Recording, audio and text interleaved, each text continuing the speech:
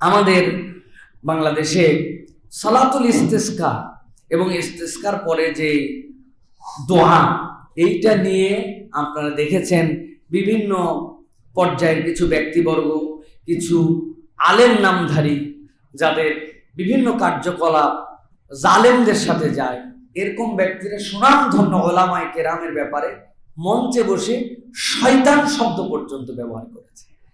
এটা খুব একটা লজ্জাজনক এবং বোধের গভীরতা একটা মানুষের কমে গেলে কোন পর্যায়ের কথা মানুষ স্টেজে বলতে হয়, কোন পর্যায়ের কথা মানুষ ঘরে বলতে হয়, এটা হারায় ফেলে তখন স্টেজ আর ঘর, বেডরুম আর তার ড্রয়িং রুম সবগুলি তখন গুলায় ফেলে। প্রিয় ভাইয়েরা, আমি আপনাদের কাছে বুঝাতে চাই, দেখেন, যুক্তি দিয়ে যদি আপনি কোনো জিনিস বুঝতে চান, তাহলে আমার কাছে অকাট্য এরকম কিছু দলিল আছে, আপনাকে মানতে হবে। রাসূলুল্লাহ সাল্লাল্লাহু আলাইহি ওয়াসাল্লাম সালাতের পরে, ফরজ সালাতের পরে সকল সাহাবায়ে কেরামকে নিয়ে একসাথে আল্লাহুম্মা রাব্বানা আতিনা ফিদ দুনিয়া হাসানা রাব্বির হামহুমা কামা রাব্বায়ানি সাগীরা রাব্বানা যালামনা আনফুসানা রাব্বানা জাআলনা মুকিমাস সালাতি ওয়া মিন যুররিয়াতিনা, এইরকম কোন দোয়া সকলকে নিয়ে করছেন এরকম কোরআন সুন্নাতে একটা ভুয়া দলিলও নাই। দোয়া করছেন, ভালো করে বুঝেন, মুনাজাত করেছেন, দোয়া করেছেন, তাসবিহাত করেছেন। আপনি এটা অস্বীকার করলে আপনি হাদিস অস্বীকারকারী হবেন। কিন্তু যত মুসল্লি ছিল সব মুসল্লি মিলে হাত তুলে, আবু বকর, ওমর, ওসমান রাদিয়াল্লাহু তাআলা আলাইহিম আজমাইন, সাহাবায়ে কেরাম, ইমাম আযম আবু হানিফা, অথবা যত ইমাম আছেন তারা সবাই মিলে হাত তুলে প্রত্যেক নামাজের পরে এটাই করছেন। এটা না করা কি খারাপ মনে করছেন? এরকম কোন একটা ভুয়া দলিল নাই। আপনি কোথাকার পানি কোথায় গড়ায় দিয়া ওলামায়ে কেরামের ব্যাপারে বাজে কথা বলেন। আল্লাহ হেদায়েত দান করুক। প্রিয় ভাইয়েরা, আপনি বোঝার চেষ্টা করেন। আপনি দোয়া ভালো, নামাজের পরে দোয়া কবুল হয়, এই সময় দোয়া করলে দোয়ার ফিলিংস হয়, আল্লাহ রাসূল সাল্লাল্লাহু আলাইহি ওয়াসাল্লাম দোয়া করা পছন্দ করেছেন, সব ঠিক। কিন্তু আপনি কোথাকার যুক্তি কোথায় মিলাচ্ছেন? রাসূলুল্লাহ সাল্লাল্লাহু আলাইহি ওয়াসাল্লাম ইস্তেসকার পরে হাত উল্টাতে, পোশাক পরিবর্তন করতে, অথবা গায়ের কাপড় উল্টাই দিতে, মানে আল্লাহর কাছে আমি চাই অবস্থার পরিবর্তন হোক, সেই সময় নবীজি দোয়া করছেন। ওইটার দোয়াকে এই জায়গায় যদি কিয়াস করেন, আমি আপনাকে একটা কিয়াস দিব, এই কিয়াস না মানলে আপনার খবর আছে। আল্লাহ রাসূল সাল্লাল্লাহু আলাইহি ওয়াসাল্লাম সবচেয়ে মর্যাদাবান। রাসূলুল্লাহ সাল্লাল্লাহু আলাইহি ওয়াসাল্লামের প্রতি দরুদ না পড়লে নামাজ হবে না। রাসূলুল্লাহ সাল্লাল্লাহু আলাইহি ওয়াসাল্লামের দরুদ পড়া আমাদের জন্য দায়িত্ব। কিন্তু কত বড় বেয়াদব, নবী করিম সাল্লাল্লাহু আলাইহি ওয়াসাল্লামের দরুদ আপনি বসে পড়েন।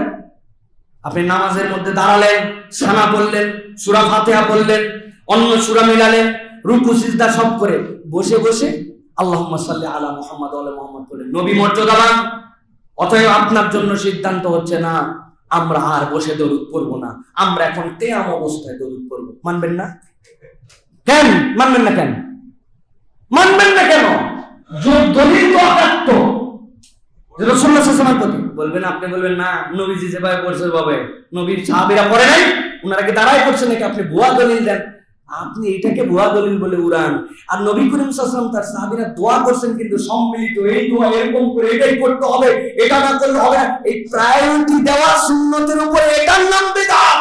কেউ বলেনি হারাম, কিন্তু আপনি ওইটাকে প্রায়োরিটি দিয়ে আপনি এই কাজ করতেছেন কেন? আপনাকে আমি যদি বলি সিজদা দেওয়া ভালো কাজ, প্রত্যেক রাকাতে 2 সিজদা দেই আমরা, তাহলে আমরা আজকের থেকে ভালো কাজ যেহেতু 60 সিজদা করে দিব। আরে কোথায় সাহাবী, কোথায় পয়গম্বর?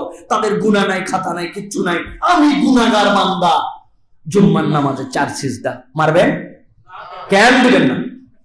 আপনারা না দেন, ওই লোকের দেওয়া লাগবে।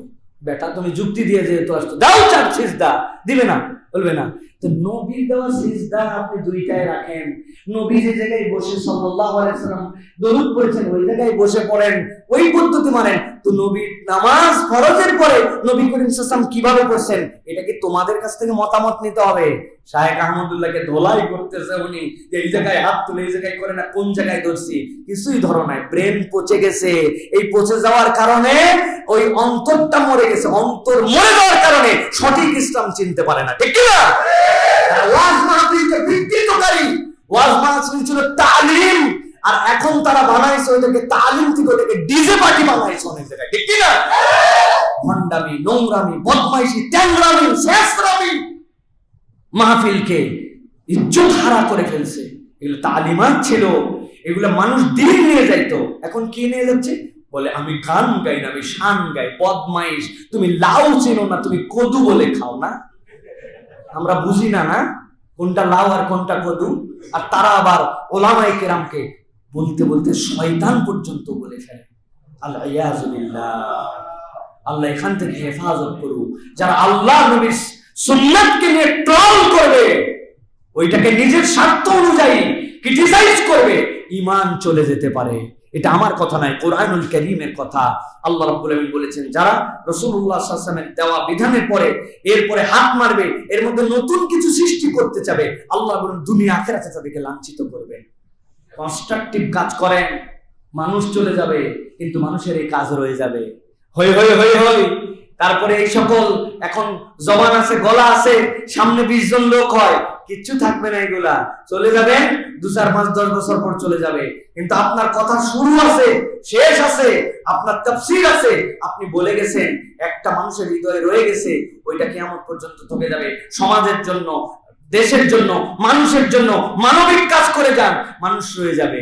কিন্তু এইগুলো নিয়ে যদি আমরা ক্রিটিসাইজ করি, আকল জ্ঞানহীন কাজ করি, মানুষের কাছে আরো লজ্জিত হয়ে ছোট হয়ে যাবে, ঠিক কিনা? আল্লাহ আমাদেরকে বোঝার তৌফিক দান করেন। আল্লাহ আমাদের কল্যাণকর কাজের সাথে থাকার তৌফিক দান করেন, সুন্নাহকে বুঝার তৌফিক দান করেন। ওয়া আখির দাওয়ানা আলহামদুলিল্লাহি রাব্বিল আলামিন। আসসালামু আলাইকুম।